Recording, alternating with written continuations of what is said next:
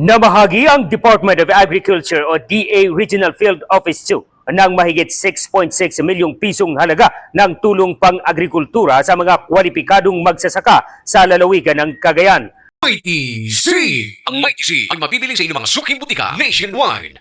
Layunin ng nasabing inisyatibo na mapalakas ang katatagan ng lokal na sektor ng agrikultura at matulungan ang mga magsasakang makabangon mula sa matinding epekto ng tagtuyot, dulot ng El Nino at iba pang banta ng climate change. Kabilang sa mga ipinamahaging tulong ang 40 unit ng mobile solar-powered irrigation systems upang matugunan ang kakulangan sa tubig sa mga sakahan.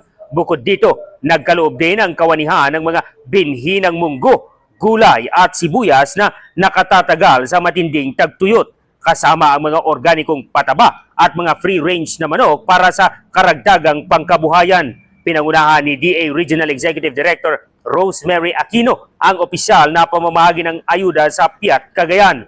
Sa kanyang mensahe, muli niyang hinimok ang mga magsasaka na iparehistro ang kanilang sarili sa Registry System for Basic Sectors in Agriculture o RSBSA upang mas mabilis, organisado at direktang matanggap ang mga susunod pang interbensyon at benepisyo mula sa pambansang pamahalaan.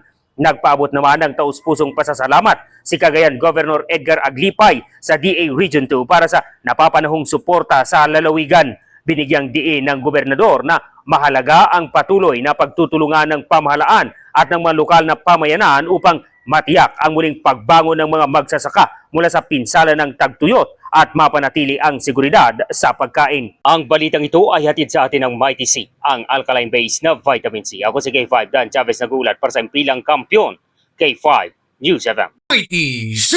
Ang Mighty C ay mabibili sa inyong mga suking butika nationwide.